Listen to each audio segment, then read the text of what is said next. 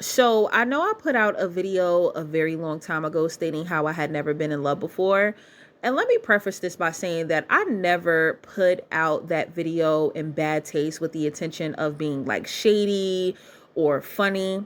I am just a 30 something unpacking her shit and sharing my experience of how I even came to this conclusion in the first place.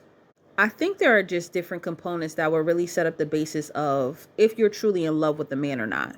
I would say that on my end, anytime I was serious with a man, I was very hopeful that that would be the outcome. However, I think a lot of it was just attachment and attraction. I don't think that the basis of any of the relationships that I had ever been in were built off of a genuine need to get to know. There are so many different layers to me, and I think true intimacy is really having a curiosity of wanting to know who you're with. Much of these situations pretty much felt superficial, and there were just different character qualities that I felt like lacked.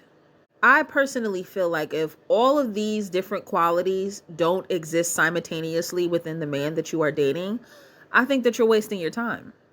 Respect, trust, admiration, and desirability all have to coexist at the same time in order for there to be true love.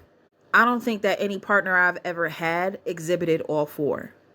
And this isn't me saying that I'm a perfect person. I'm just sharing my experience of how I perceived these people.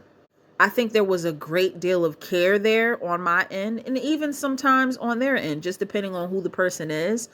But as time went along, I started to discover that I felt more like I was being someone's mom rather than being someone's woman.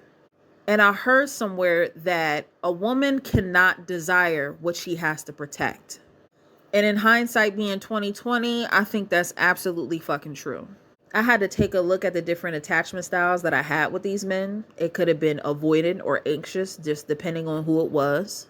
I had to understand that a significant amount of time spent does not mean there's a genuine, authentic connection. And I had to learn just when to cut my losses.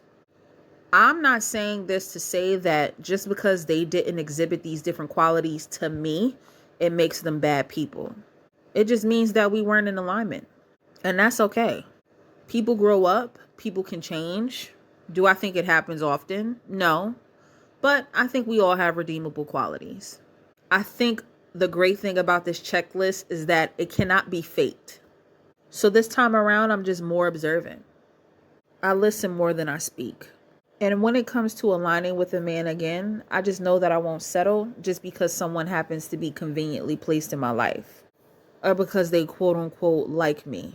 None of those things mean anything if the quality is not there.